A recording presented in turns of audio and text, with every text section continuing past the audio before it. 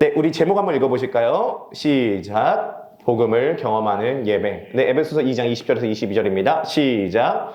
너희는 사도들과 선지자들의 터 위에 세우심을 입은 자라. 그리스도 예수께서 친히 모퉁이 돌이 되셨느니라. 그 안에서 건물마다 서로 연결하여 주 안에서 성전이 되어가고 너희도 성령 안에서 하나님이 거하실 처소가 되기 위하여 그리스도 예수 안에서 함께 지어져 가느니라. 네, 우리 5번째 시간입니다. 1주, 2주, 3주, 4주차 짧게 복습하도록 하겠습니다. 1주차에 나눴던 내용입니다. 참고로 내일 하브루타 하실 때 요거 자료를 꼭 갖고 와서 함께 보시면서 또 하브루타 하시면 좋을 것 같습니다. 네. 오늘 교회 안에 복음은 쉽게 실종될 수 있죠. 네, 2가지 케이스가 있습니다. 죽은 정통과 비정통입니다. 죽은 정통은요, 교리는 강조하나 삶으로 그 교리가 건너가지 못합니다. 비정통은 실용적 지식은 강조하나 복음에서 명백하게 이탈되어 있습니다. 교회는 교리가 삶으로 연결될 수 있도록 중간 다리를 놓아주어야 합니다. 네, 항상 교회가 개척될 때는 상당 부분 문제의식과 함께 방향성이 분명해야 됩니다. 그냥 심심해서 교회 개척을 하면 안 돼요. 분명한 목적과 방향성을 갖고 교회를 개척을 해야 되고, 제가 크로스 시리즈를 좀 너무하다 싶을 정도로 좀 디테일하게 가는 이유는 뭐냐면, 교회가 건축될 때, 이 건축은 이 건물 건축이 아닙니다. 교회가 이렇게 세워져 나갈 때 상당한 디테일이 필요하기 때문입니다. 그리고 이 땅에 살면서 교회 하나 이렇게 개척을 하는 것이 참 의미가 있지 않으세요? 네, 이 땅 살면서 교회 하나 또 세워 가는 거죠. 네, 2주차입니다. 교회의 핵심은 복음이 되어야 됩니다. 가장 중요한 하나에 먼저 집중해야 되죠. 복음이 무엇인지 알려면 무엇이 복음이 아닌가를 알아야 됩니다. 율법주의와 율법 폐기주의는 복음이 아닙니다. 율법주의는 자기 의를 숭배하고 율법 폐기주의는 자기 쾌락을 숭배하죠. 현상적으로 보면 극과 극인데 본질은 같습니다. 복음은 우리의 내면을 바꿉니다. 그래서 순종할 수 있도록 동기를 제공해 줍니다. 3주차 복습입니다. 복음은 반드시 삶에 적용돼야 됩니다. 교회가 아닌 법륜스님을 찾는 이유는 실제 삶에 대해서 말해주기 때문입니다. 이것은 제가 갖고 있는 상당한 문제의식 중에 하나입니다. 비그리스도인이 볼 때에는 교회는 자꾸 뜬구름 잡는 소리만 하는 것처럼 느껴집니다. 그래서 교회 다니는 사람도 법륜스님을 찾아갑니다. 초대교회 공동체는 예배 중간에 노예 해방 문제를 놓고 함께 의논할 정도로 실제 삶의 문제를 중요하게 다루었습니다. 우리는 교리에 머물러 있어도 안 되고 삶으로 너무 빨리 넘어가도 안 됩니다. 복음이 무엇인지 넓게 이해하고 믿으며 그것이 삶의 여러 영역에 영향을 미치도록 해야 됩니다. 복음이 모든 것을 바꿀 수 있다는 믿음을 가져야 됩니다. 자, 그러니까 복음으로 우리가 변화되고 난 다음에 우리는 반드시 율법을 지키는 형태로 나아가야 됩니다. 네, 율법도 안 지키면 크리스찬이 아니죠. 율법으로 구원받을 수 없는 거지 율법을 지키지 말자는 것이 아닙니다. 정확하게 우리는 그것을 이해하고 있어야 되겠죠? 자, 4주차입니다. 복음이 우리 삶을 변화시킬 때 다음의 순서를 따르게 됩니다. 삼위 하나님은 누구신가? 삼위 하나님은 어떤 일을 행하셨나? 그 일이 나에게 어떤 영향을 미치는가? 그것이 나의 내면에 어떤 일을 일으키는가? 내면의 변화는 나의 태도에 어떤 영향을 미치는가?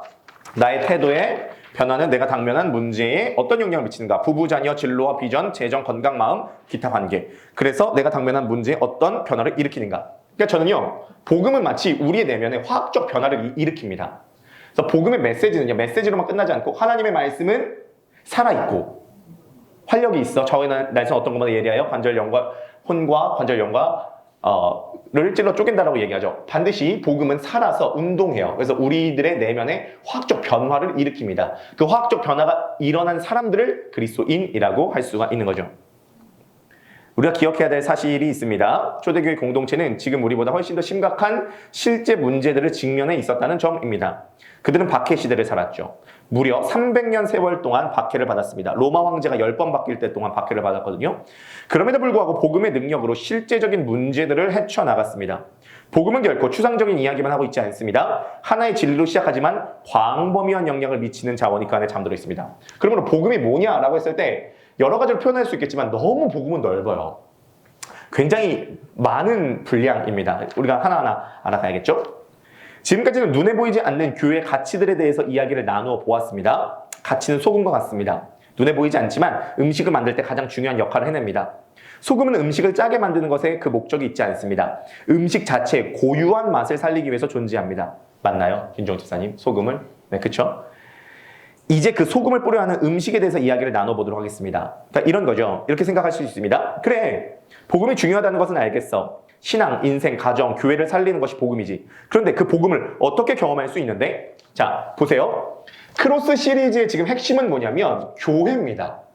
우리가 교회를 어떻게 세워나가는 과정 가운데 지금 그 과정 가운데 복음을 나눈다는 거예요. 그래서 이제 우리가 해야 될 게 뭐냐면 1주차부터 4주차까지는 가치에 대해서 나눴습니다. 교회를 세워나가는 건물로 치면 전기나 물이나 보이지 않는 배관들이라고 볼 수가 있겠죠. 자, 그러면 어떻게 되냐면 이 복음을 어떻게 교회 안에서 경험할 수 있냐는 거예요. 그 현장에 있을 거 아니겠습니까? 아무리 좋은 물건이 있어도 시장이라는 판이 있어야 됩니다. 좋은 영상이라도 유튜브라고 하는 판이 있어야 되죠. 복음을 경험할 수 있는 현장이 있어야 됩니다. 이 현장에서 어떻게 복음을 경험할 수 있을 것인가에 대해서 실험하는 시기가 있을 것입니다. 지금 교회는 초창기이기 때문에 이 복음이라고 하는 가치를 이 현장에 어떻게 접목시킬까는 고민을 많이 해봐야 됩니다. 그리고 실험하는 시기가 분명히 있을 거예요. 이렇게 해보고 저렇게 해보고 하지만 가치와 방향은 선명합니다. 근 5년 동안은 실험을 해볼 것입니다. 제가 요즘에 1월달, 2월달에 많은 목사님들을 만나 뵙고 있습니다. 대부분 개척하신 목사님. 저와 비슷한 나이에 개척하신 목사님을 1월에 만났습니다. 서창희 목사님이라고 한사람 교회. 지금 한 230명 정도 출석하고 있는 교회인데 그 교회도 한 9년 차 됐습니다. 그 서창희 목사님이 저 이제 만나셔서 이제 뭐 새롭게 하셔서도 나오고 아무튼 책도 한 5권 정도 쓰시고 이제 교회가 부흥했는데 저 만나서 이제 서창희 목사님 얘기를 들어보니까 그 목사님 젊으세요. 88년생이신데 그분도 20대 후반에 개척을 하신 거예요. 근데 그분이 뭐라고 얘기를 하시냐면은 자기를 찾아오는 수많은 젊은 개척자 목사님들이 계시는데 자기가 본 목사님들 중에 개척하신 목사님 중에 자기보다 상황이 좋은 목사님을 처음 본대요. 네.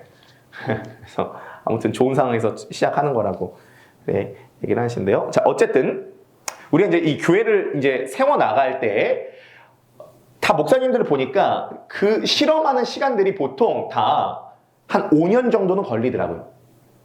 5년 정도는 교회가 지향하는 가치가 뿌리 내려서 열매 맺기까지는 5년 정도 시간이 이제 걸리게 됩니다. 보통 목사님들께 여쭤보면 다 그 정도 얘기를 하시더라고요. 이 현장에서 어떻게 복음을 경험할 수 있을 것인가에 대해서 실험하는 시기가 있을 것입니다. 그러나 중요한 것은 어떻게 하면 더 복음을 넓고 깊게 경험할 수 있을 것인지에 대한 고민들이 녹아져야 한다는 것입니다. 자, 그러면 5가지 현장에 대해서 5주 동안 나눌 겁니다. 첫 번째 현장 예배, 두 번째 현장 소그룹, 세 번째 현장 파운딩, 네 번째 현장 선교, 5번째 현장 기도입니다.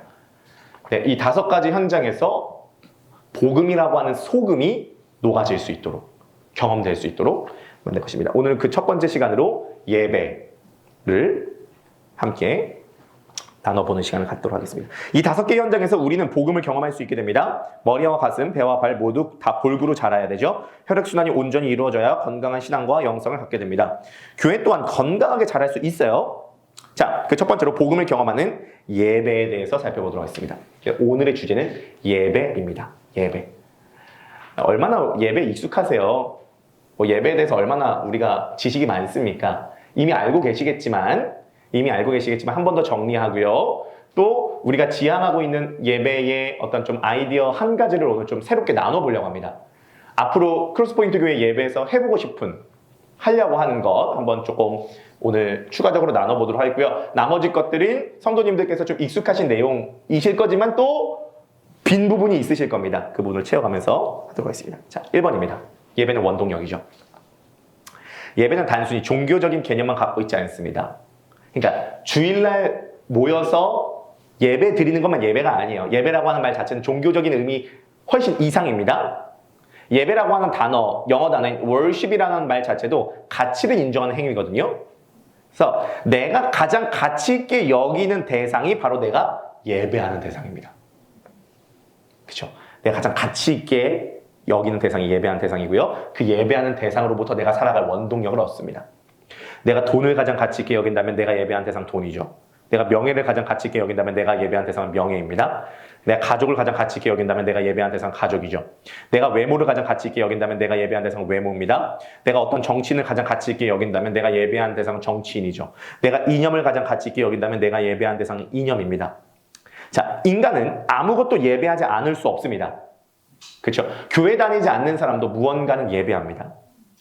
다만 우리에게 있는 선택권은 무엇을 예배할 것인지에 대한 선택권일 뿐입니다.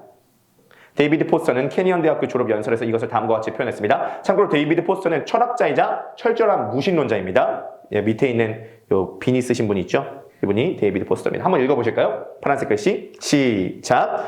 사람들은 모두 무언가를 예배한다. 우리가 하는 유일한 선택이란 무엇을 예배할 것이냐이다. 어떤 종류의 신이나 영적 대상을 예배하기로 선택할 수밖에 없는 이유는 아마도 당신이 무엇을 예배하든 그것에게 산채로 삼켜질 것이기 때문이다. 만일 당신이 돈이나 물질을 예배한다면, 그리고 그것에서 인생의 참 의미를 찾고 있다면 당신은 결코 충분히 가지지 못할 것이다. 아무리 가져도 부족하다고 느낄 것이다. 자신의 몸이나 외모, 성적 환상을 예배한다면 당신은 늘 자신이 못생겼다고 느낄 것이다. 그리고 나이가 들고 세월의 흔적이 몸에 나타나기 시작하면 아직 무덤에 묻히기 전인데도 수만 번이나 죽음을 경험하게 될 것이다. 당신이 권력을 예배한다면 결국 약함과 두려움을 느끼게 될 것이다. 그리고 그 두려움을 무마시키기 위해서 더 많은 권력을 다른 사람들 위에 부리고 싶어질 것이다. 당신이 지성을 예배한다면 똑똑한 사람처럼 보이려고 애쓰겠지만 결국은 스스로가 멍청하다고 느낄 것이다. 그리고 언젠가 자신이 가짜라는 것을 들킬지도 모른다는 두려움 속에서 살아갈 것이다. 그러나 이러한 종류들의 예배에서 가장 불길한 것은 이것들이 무의식적으로 일어난다는 것이다. 이것들은 인간의 근본적 상태이다. 기가 막히지 않습니까? 맨 마지막 다시 한번 들어보세요. 그러나 이러한 종류들의 예배에서 가장 불길한 것은 이것들이 무의식적으로 일어난다는 것이다. 무언가를 예배하는 게 무의식적으로 일어난대요. 우리가 알지 못하게 어떤 대상을 우리도 알게 모르게 예배하고 있다는 거죠. 데이비드 포스터는 이 연설을 남기고 얼마 후 자살로 생을 마감했습니다. 정말 자신이 얘기한 것처럼 그 대상에게 삼켜졌죠. 오랫동안 앓고 있는 우울증 증세를 이기지 못하고 결국 자살했습니다. 데이비드 포스터 신자가 아니에요. 무신론자입니다. 그 무신론자가 철학자가 통찰했을 때 인간은 어떤 것이든 예배하고 있다는 거예요. 이게 인간의 근본 상태라는 겁니다. 나는 하나님을 예배하지 않아. 그럼 그 사람이 예배자가 아닌 게 아닙니다. 인간은 모두 다 예배자예요. 근데 뭘 예배할 거냐가 중요하다는 거죠. 자신의 말대로 산채로 삼켜졌습니다. 인간은 어떤 종류의 예배이든지 그 예배를 통해서 삶을 살아갈 원동력을 얻습니다. 내가 살아갈 원동력인 예배가 막히게 되면 다른 모든 것에 지장이 생깁니다. 에너지 공급이 안 되는 것이죠. 올바른 대상을 예배하지 않게 되었을 때 오는 실망감도 무척 클 수 있습니다. 예배의 출처와 원천이 다 중요합니다. 그래서 크리스찬은 주일날 함께 예배드리는 것은 단순히 습관적인 의식이 아니라 내 삶의 모든 것에 영향을 미치고 에너지를 공급해주는 원천이자 출처입니다. 그래서 이게 딱 막히게 되면 모든 것이 다 막히게 되는 것이에요. 그래서 우리가 함께 모여서 주일날 주님을 경배하고 예배드리는 행위는 매우 중요해요. 크리스찬 삶의 모든 원동력은 주님을 향한 예배로부터 주어지게 됩니다. 크리스찬의 삶의 원천은 하나님과의 교제에 있기 때문입니다. 자, 그 다음 내 영적 상태를 진단해 볼 수 있는 바로미터는 예배입니다. 다시 한번요. 내 영적 상태를 진단해 볼 수 있는 바로미터는 예배입니다. 영적으로 무기력해지면 먼저 죽는 것은 예배입니다. 자, 그러므로 지금 내 영성 상태가 어떤지 가늠해 볼 수 있는 진단 키트를 제가 드리도록 하겠습니다. 내가 예배를 드릴 때 예배는 찬양이 있고 기도가 있고 설교가 있고 묵상이 있고 교제가 있습니다. 그럴 때 뭔가 내가 마음이 식어 있다면 내 영적인 상태 전체가 무너져 있을 가능성이 굉장히 큽니다. 예배를 대하는 내 모습을 보면 그것을 알 수가 있죠. 찬양을 부르는데요, 찬양의 가사가 들어오지 않아요. 기도를 하는데요, 잡생각만 납니다. 설교는 지루해지죠. 찬양을 경배하고자 하는 마음이 전혀 생기지 않습니다. 모든 게 귀찮아지기 시작하죠. 자, 보세요. 육신의 상태와 영적인 상태는 보통 비유가 많이 됩니다. 보통 비슷한데 다른 게 한 가지 있어요. 다른 게 한 가지 있습니다. 그게 뭐냐면 딱 하나밖에 없는 것 같아요. 육신의 상태와 영혼의 상태는. 그게 뭐냐면 육신의 상태는 채워지면 안 하고 싶어져요. 영적 상태는 채워지면 더 하고 싶어져요. 그거 빼고는 다 똑같습니다. 자, 예를 들어 이런 것입니다. 설날에요, 음식을 많이 먹어요. 음식을 많이 먹어요. 그러면 안 먹고 싶어요. 안 먹고 싶어요. 저는 금요일날 항상 끝나고 가면은 금요일은 야식데이예요.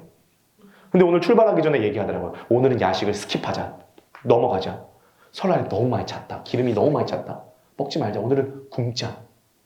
아니면 간단하게 라면이나 끓여 먹자. 그렇게 얘기한 상태입니다. 왜냐면 차니까 기름기가 차니까 안 땡기는 거야.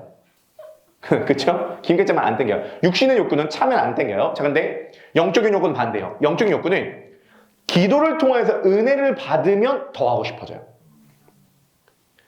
뭔가 내가 은혜를 받으면 찬양이 더 하고 싶어지고, 그 다음에 주님과 교제하고 싶은 마음이 더 생겨요. 그러므로 봐보세요. 만약에 이게 하고 싶지 않다면 반비례해서 내 영혼은 지금 굶주려 있는 거예요.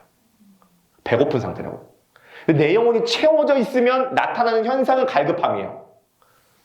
근데 내 영혼이 비어져 있기 때문에 뭔가 배부른 형태로 나타나게 된다는 거죠. 신앙은 일정 부분 분투예요. 일정 부분 분투예요. 내가 만약에 지금 뭔가 내 스스로 뭔가 이 영적인 호흡이 제대로 되고 있지 않다라고 한다면은 그대로 냅두면 안 돼요. 뭔가 나아가야 돼요. 저도요. 그래가지고 어저께요. 이제 지방에서 어저께 올라오니까 이제 잠깐 쉬고 나니까 저녁이 되더라고요. 머리로는 생각이 들어요. 지금 가서 교회 가서 기도해야 된다. 왜냐면 설날 때 가족들을 만나고 쉬면서 영적으로 내가 식어져 있다는 걸 제가 느끼는 거예요. 근데 진짜 웃긴 게 뭔지 아세요? 머리로는 아는데 진짜 내가 일어나서 교회까지 오는 게 너무 힘들어요. 너무 힘들어요.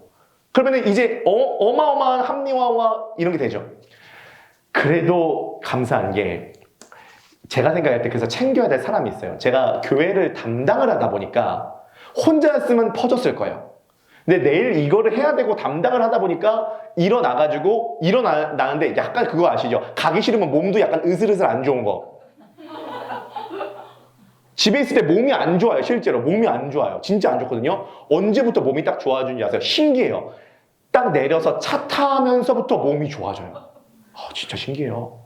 진짜 오기 전까지 몸이 안 좋다니까요. 차 타고 오는데 몸이 좋아져. 도착해서 딱 기도를 하는데요. 도착해서 딱 기도를 하는데 딱 기도 끝나니까 컨디션이 너무 좋아지는 거예요. 그래서 분투예요. 이 편리함에서 지면 안 돼요. 그래서 영적 온도를 1도씩 높여가시고요. 일주일 동안 영적 온도를 높여가면요. 주일날 예배를 드릴 때 그 예배 가운데 오는 찬양의 가사와 말씀과 듣는 것과 들리는 건 다르죠. 말씀이 들리는 것과 기도의 호흡이 달라집니다. 그래서 내 영적 상태 누가 챙겨줄 수 없어요. 내가 챙겨야 돼요. 그래서 영적으로 살아나면 먼저 살아나는 것은 예배입니다. 생각이 동의가 안 되어도 사람의 마음이 바뀌지 않으면 변화되지 않습니다. 또한 사람의 마음은 결국 영성의 영향을 받게 되죠. 그래서 영이 그렇게 중요합니다. 올바른 영성을 가져야 됩니다. 복음이 녹아진 예배를 드리게 될 때 그 사람의 영성이 복음적으로 형성되게 됩니다. 구약은 결국 예배 전쟁이었습니다. 누구를 예배할 것인가, 무엇을 예배할 것인가, 이것으로 계속 싸웠죠. 이스라엘 백성은 끊임없이 우상을 예배했습니다. 생명의 원천이신 하나님을 버렸습니다. 우상 숭배는 구약 전체의 본질적인 내용이에요. 그들이 생명의 원천이신 하나님을 버렸을 때 결과가 어떻게 되었습니까? 반복되는 포로 생활이었습니다. 예배가 살아나고 예배를 받으실 분이 예배를 받으시게 될 때 우리는 자유함을 얻을 수 있게 됩니다. 그러나 이스라엘 백성들은 하나님을 향한 예배에 실패하게 됩니다. 계속 그 이야기입니다. 사실은 창세기부터 말라기까지 계속 예배에 대한 이야기예요. 번거롭게 생각하고 예배를 번거롭게 생각하고 훔친 것과 저는 것, 병든 것을 가져오게 됩니다. 이것은 단순히 봉헌물을 잘 준비하지 않았다는 의미가 아니에요. 이스라엘 백성들은 하나님을 귀찮아했습니다. 그들에게 남은 것은 형식밖에 없었습니다. 예배에서 가장 경계해야 되는 것은 형식주의입니다. 해야 하니까 하는 것이죠. 껍데기만 남은 신앙이라고 할 수 있습니다. 하나님은 이러한 예배에 대한 강한 거부감을 갖고 계십니다. 구약의 마지막 책인 말라기의 결론이 무엇인지 아십니까? 이스라엘 백성이 예배에 실패했다는 것입니다. 말라기의 주제는 11조가 아닙니다. 말라기의 핵심 주제는 예배예요. 말라기는 바벨론 포로에서 돌아와 성전을 재건한 이후의 모습을 다루고 있습니다. 이스라엘 백성들이 이런 비전이 있었어요. 성전만 재건되면 이스라엘의 영광과 여호와의 임재가 당장 나타날 줄 알았는데 그렇지 못했어요. 경제적으로도 어려웠습니다. 점점 이스라엘 백성들의 마음은 식어갔죠. 나를 잘되게 해주지 않은 하나님을 굳이 정성을 다해 섬길 필요가 있나? 이 생각이 들었어요. 하나님을 알라딘 램프의 요정처럼 생각했습니다. 즉각적으로 내게 흡족한 소원을 들어주는 신 정도로 생각한 거죠. 그 예상이 빗나가게 되었을 때 그들은 또 하나님을 버리게 됩니다. 말라기 1장 13절 다 함께 읽어보시겠습니다. 시작. 만군의 여호와가 이르노라. 너희가 또 말하기를 이 일이 얼마나 번거로운고 하며 코숨치고 훔친 물건과 저는 것, 병든 것을 가져왔느니라. 너희가 이같이 봉헌물을 가져오니 내가 그것을 너희 손에서 받겠느냐? 이는 여호와의 말이니라. 이스라엘의 제사장들과 이스라엘 백성들이 하나님의 예배 드리는 걸 이 얼마나 번거로운고 하며 코웃음 쳤대요. 영적으로 무기력해지니까 예배가 귀찮아진 거예요. 우리의 예배가 언제 뜨거워지냐면 참 웃긴 게요. 이 예배를 통해서 내 소원이 이루어질 거야. 이때 인간의 예배는 진짜 뜨거워져요.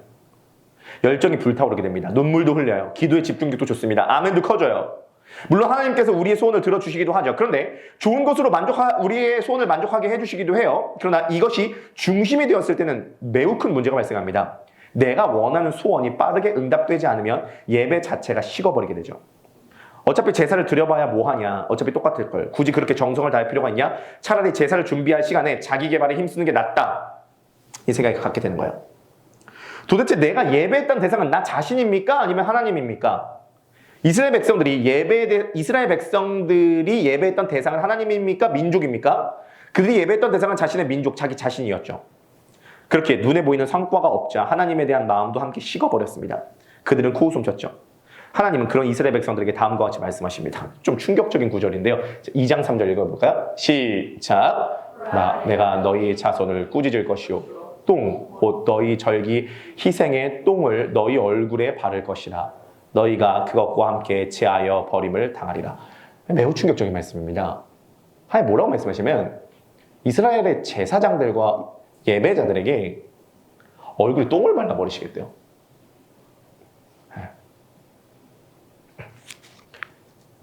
스킨케어가 매우 중요하다는 것을 제가 결혼하고 나서 알게 됐습니다. 목욕하는 시간보다 샤워하는 시간보다 스킨케어하는 시간이 훨씬 더 길어요. 얼마나 스킨케어 철저하게 하는지 모르겠어요. 얼굴이 중요하잖아요. 왜냐면 얼굴 대표니까요. 하는 게 뭐라고 말씀하냐면 네 영성 상태가 네 눈에 안 보이지? 너 영성 상태가 네 눈에 안 보이기 때문에 네 눈에 보이게 해줄게. 네 눈에 제일 잘 보이는 게 뭔 줄 알아? 네 얼굴이야. 네 영성 상태는 지금 똥이 발라져 있는 거야. 안 보이니까 네 얼굴에 발라버릴게. 그래서 똥을 얼굴에 바른다는 거예요. 얼굴에 똥을 바르면 어떤 일이 벌어지겠습니까? 얼굴은 그 사람의 대표성을 갖게 됩니다. 영성은 눈에 보이지 않기에 분별이 안 돼요. 하나님이 이스라엘 백성의 영성 상태를 얼굴에 나타내십니다. 똥을 발라버리는 것입니다. 예배자로서 마음, 태도, 행동, 그리고 그것을 결정짓는 이스라엘의 영성 상태는 말 그대로 최악이었습니다. 얼마나 최악이었던지 하나님은 똥을 발라버린다고 하십니다. 너희 마음은 냄새나고 더럽다는 것이죠. 우리가 무엇을 위해 누구를 향해 예배드리냐를 아는 것은 매우 중요합니다. 축복도 하나님을 올바로 예배하고 난 다음에 주어지는 것이죠. 자, 그래서 우리는 예배를 준비해야 되는데요. 예배 내용도 중요하지만 훨씬 더 중요한 것은 예배자입니다. 좋은 예배자가 좋은 예배를 만들어내요. 예배에서 가장 중요한 것 중에 하나는 뭐냐면 예배의 찬양, 설교, 기도, 순서도 중요하지만 훨씬 더 중요한 건 예배자의 태도, 그 중에서도 예배 준비입니다. 하나님은 인격적이신 분입니다. 그렇게 자신을 존귀히 대하는 것을 기뻐하시죠. 사무엘상 2장 30절입니다. 시작.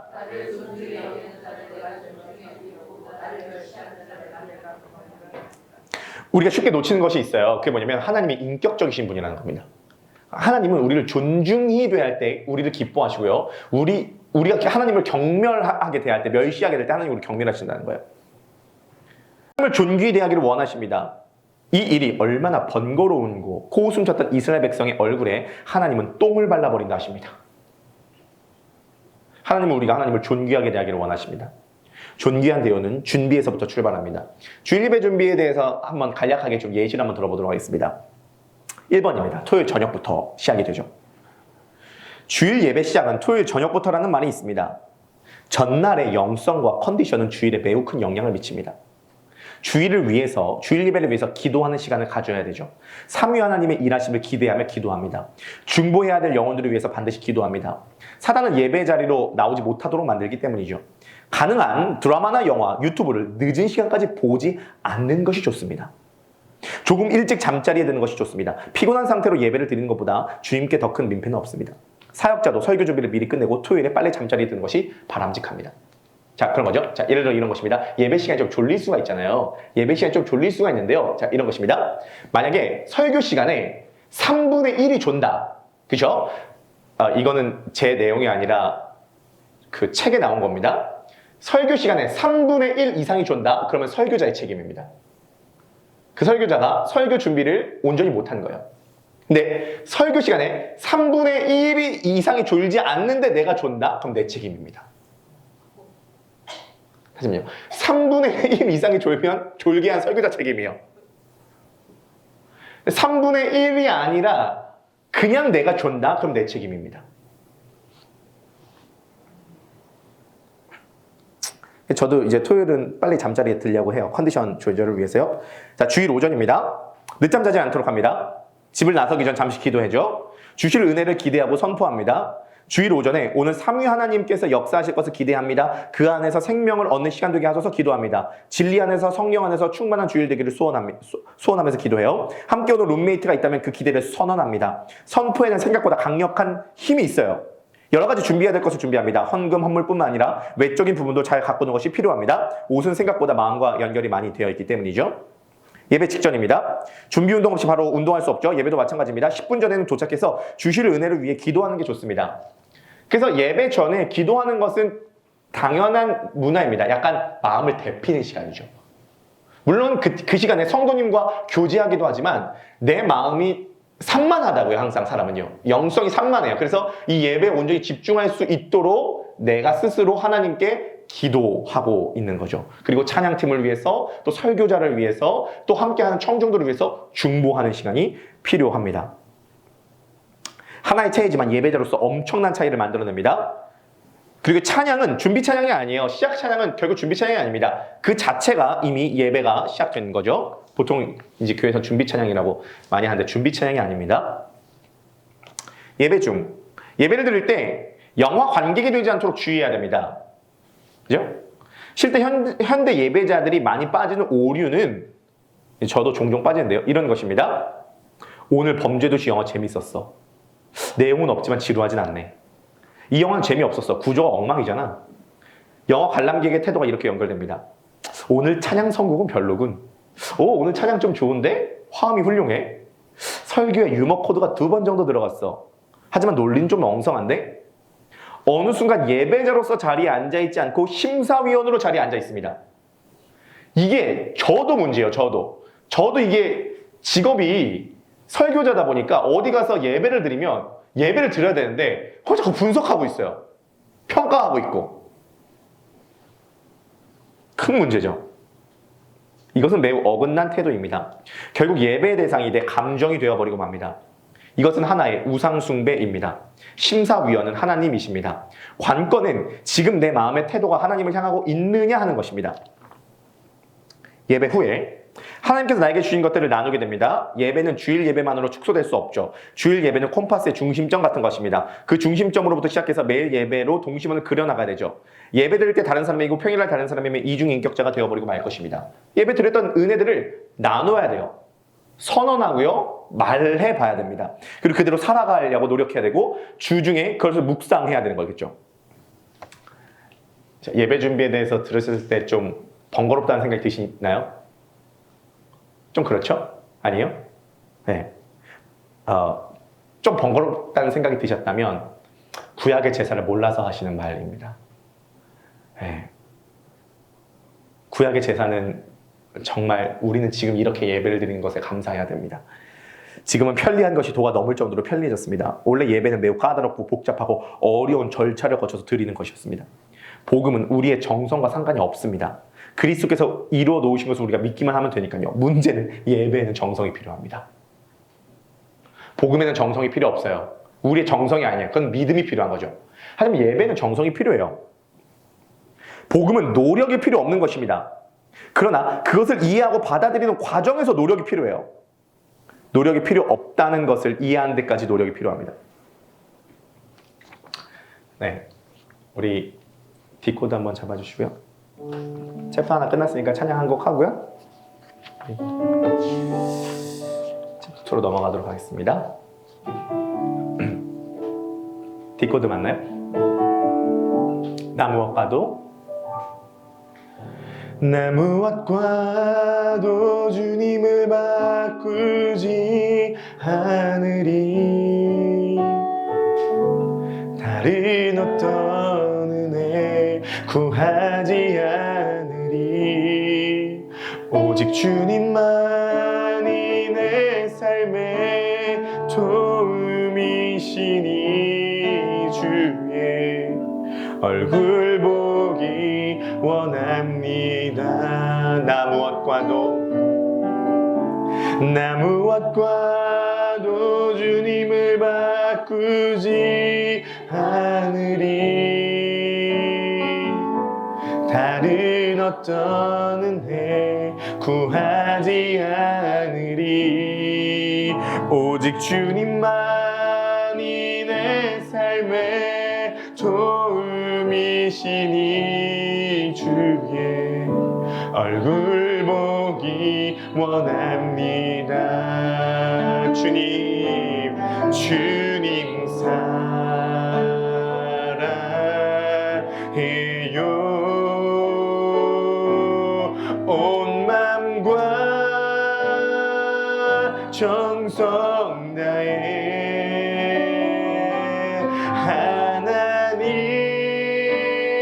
하나님의 신실한 친구 되기 원합니다. 한 번만 더. 나무와과도 주님을 바꾸지 않으리. 다른 어떤 은혜 구하지 않으리.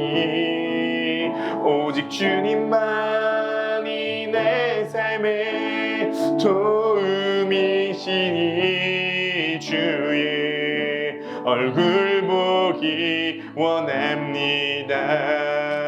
주님 사랑해요. 온 맘과 정성 다해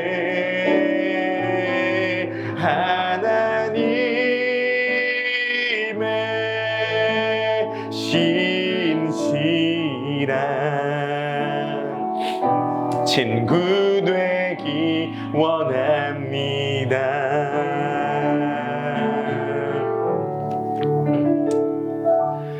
여러분, 자신을 예배하지 마시기 바라겠습니다. 우리가 예배를 통해서 은혜를 받는 건 맞지만 자신을 예배하는 건 결국 우상숭배예요.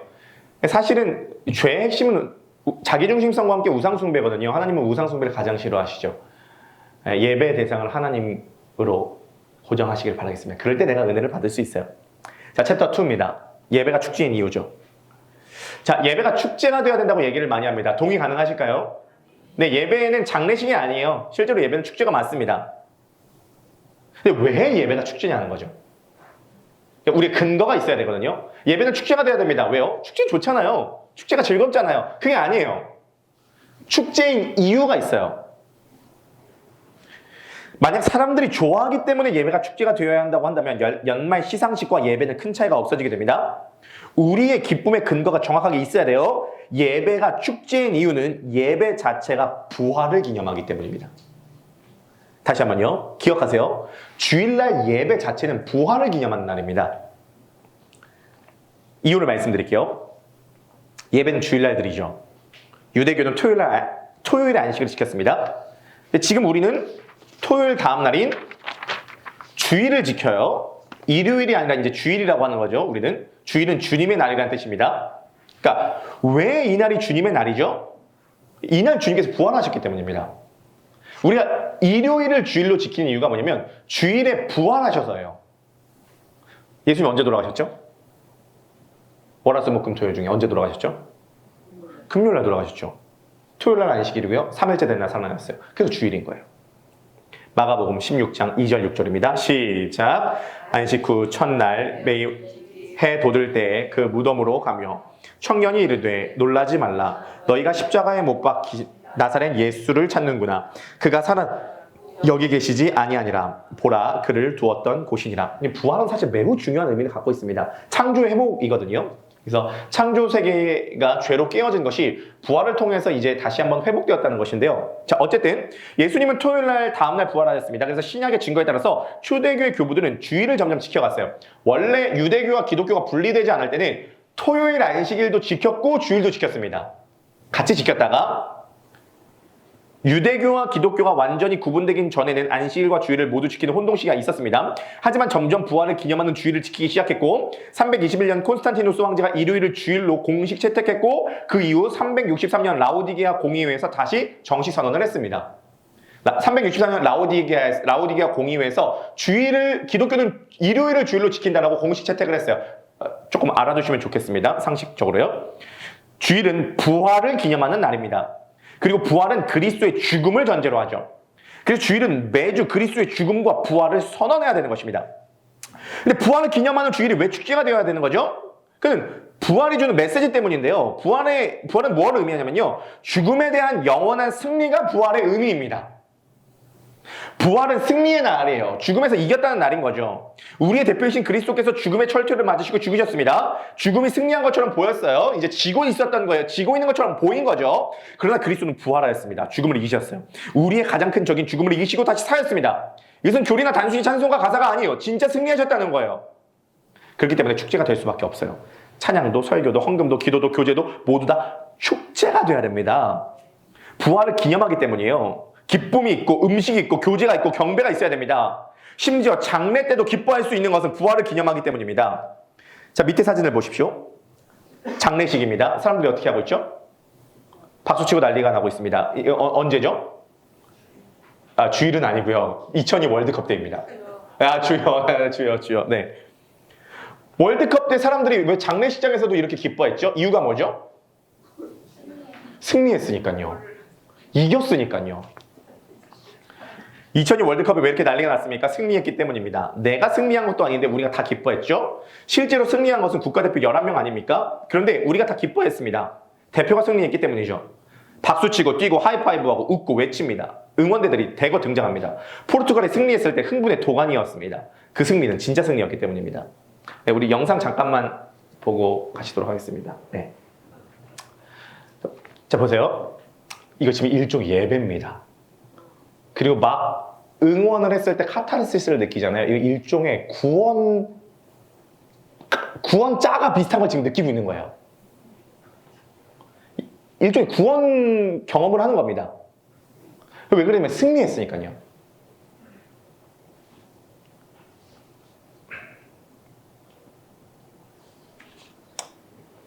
기뻐하며 춤추고 교제하고 부활은 죽음에 대한 그리스도의 승리입니다.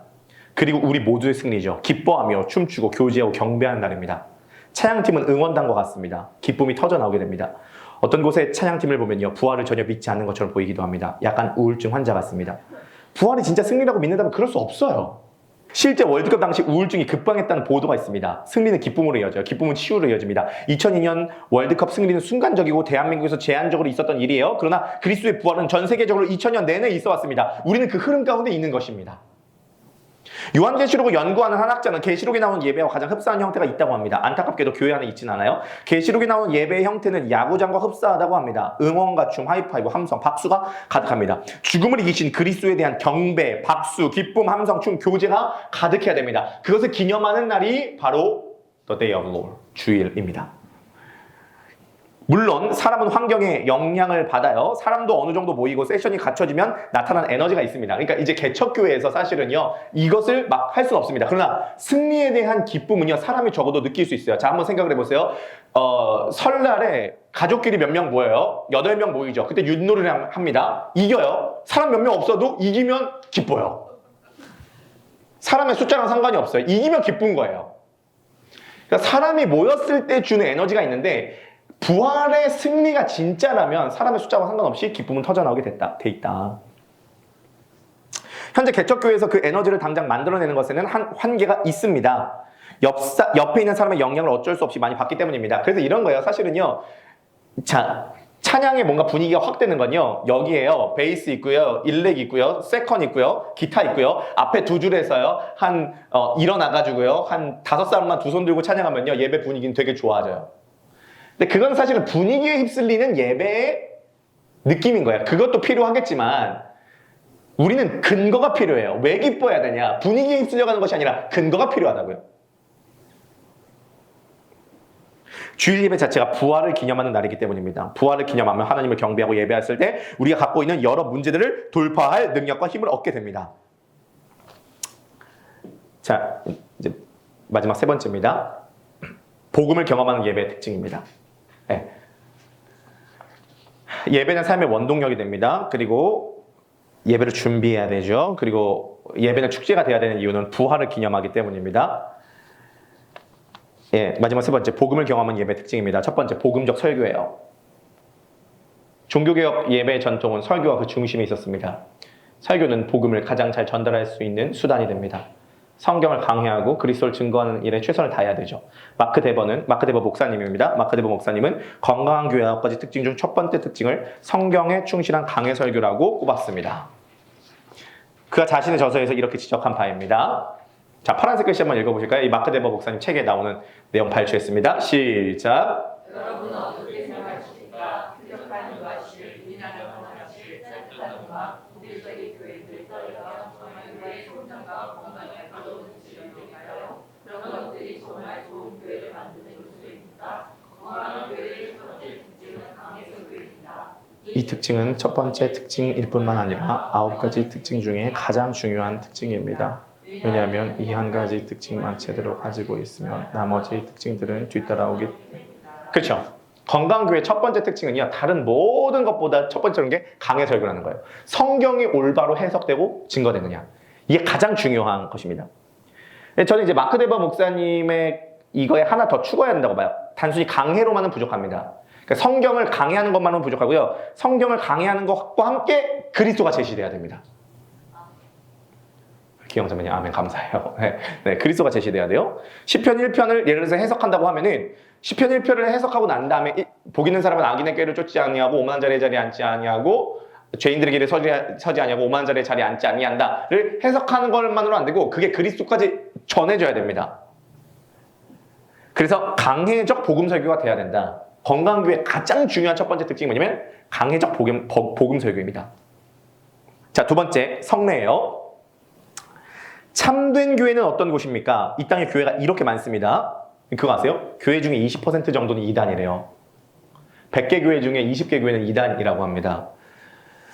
우리는 참된 교회를 분별할 수 있어야 됩니다. 칼빈은 2가지가 참된 교회의 표지라고 했습니다. 2가지예요. 자, 기억하세요. 이 교회가 올바른 교회냐 올바른 교회가 아니냐 딱 2가지라고 했어요. 이게 이제 종교개혁의 전통입니다. 첫 번째 순수한 말씀 선포, 두 번째 성례에 합당한 시행.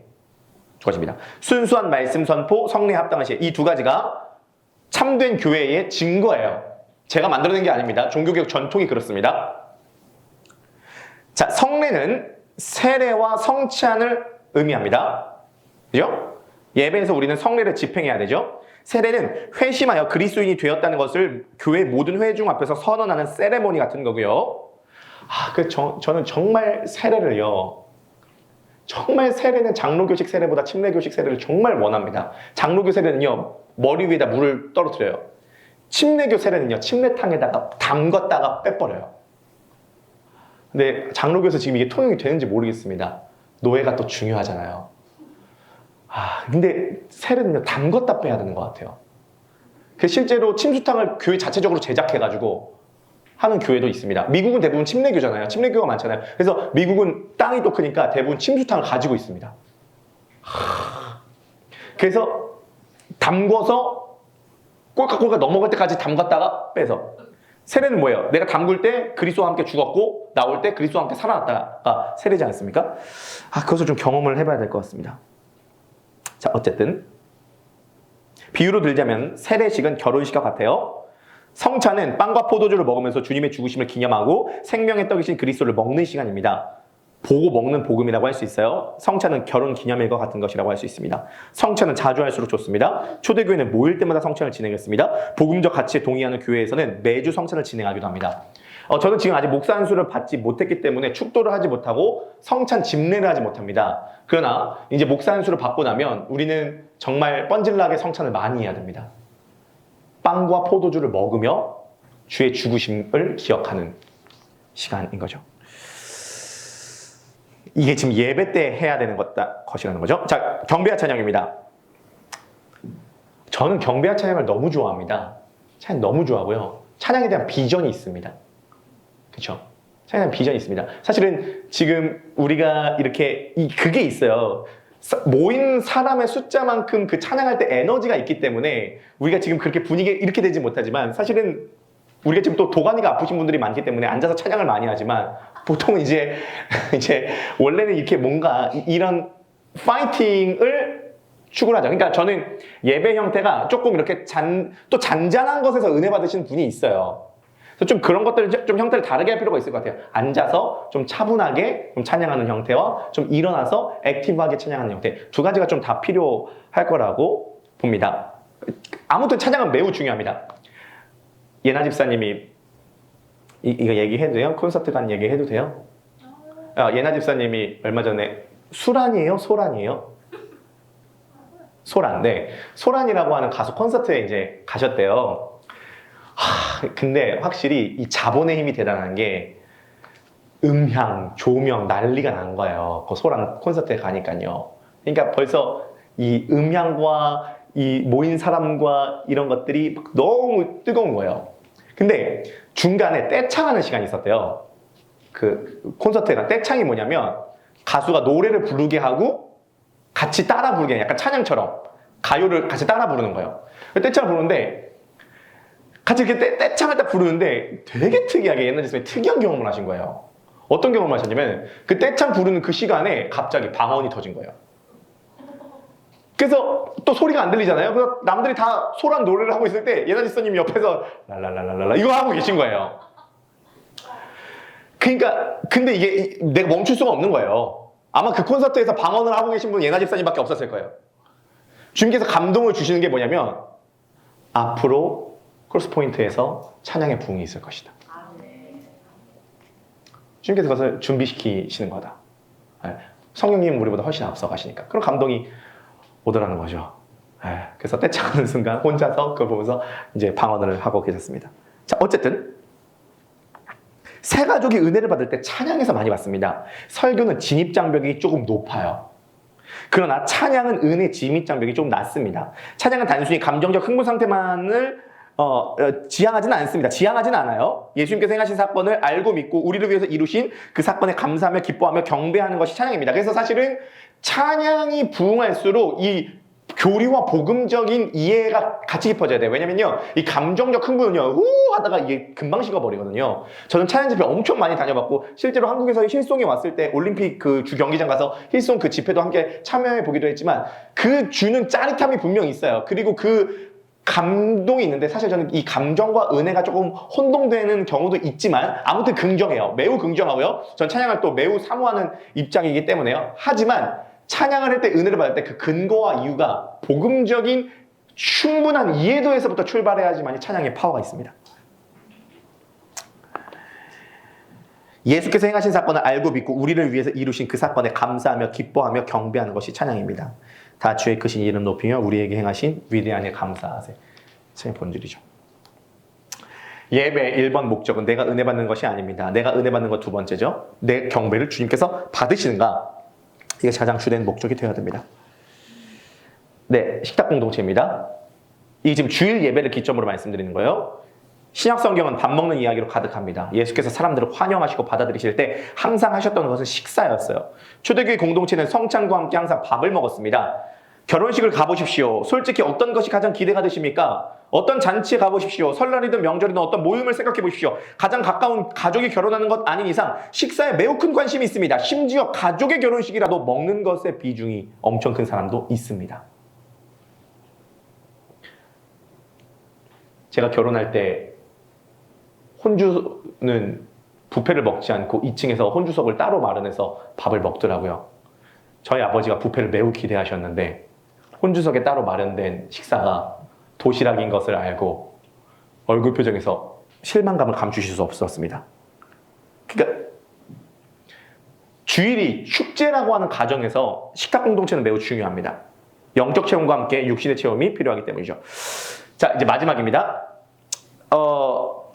이 파트를 이제 좀 앞으로 크로스 포인트에서 좀 접목을 해서 적용을 하면 좋겠다는 생각이 드는데요.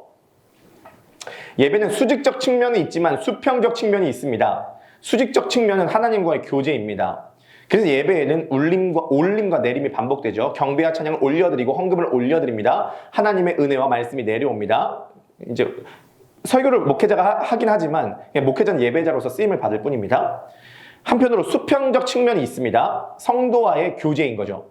수직만큼 수평적 측면에서 교제가 일어나야 됩니다. 올림과 내림이 반복되듯 주는 것과 받는 것이 반복돼야 됩니다.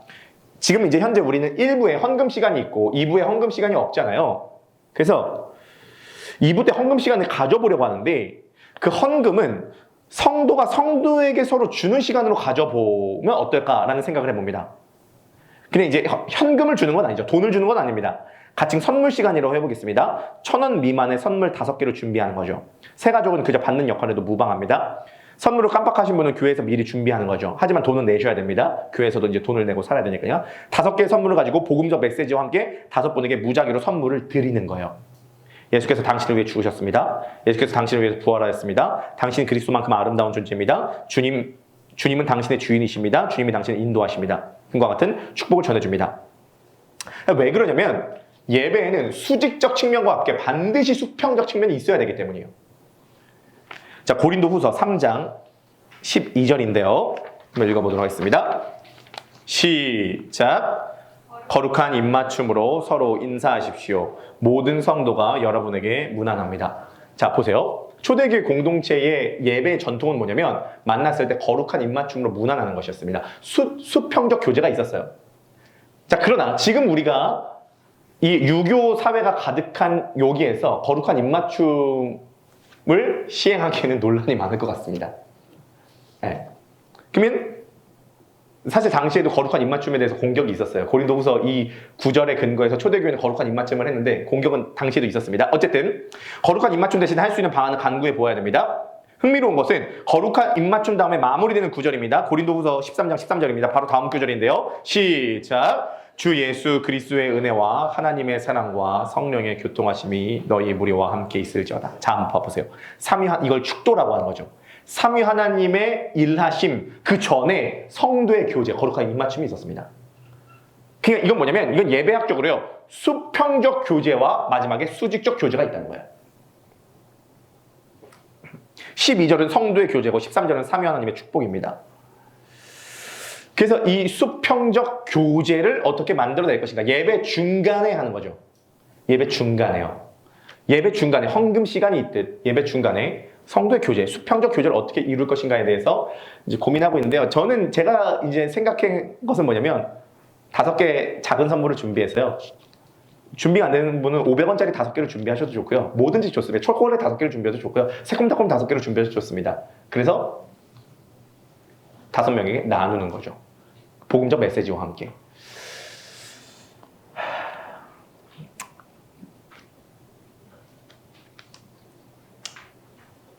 매주 예배마다 복음이 경험될 수 있기를 축복합니다. 복음이 경험되는 예배가 되기를 축복합니다.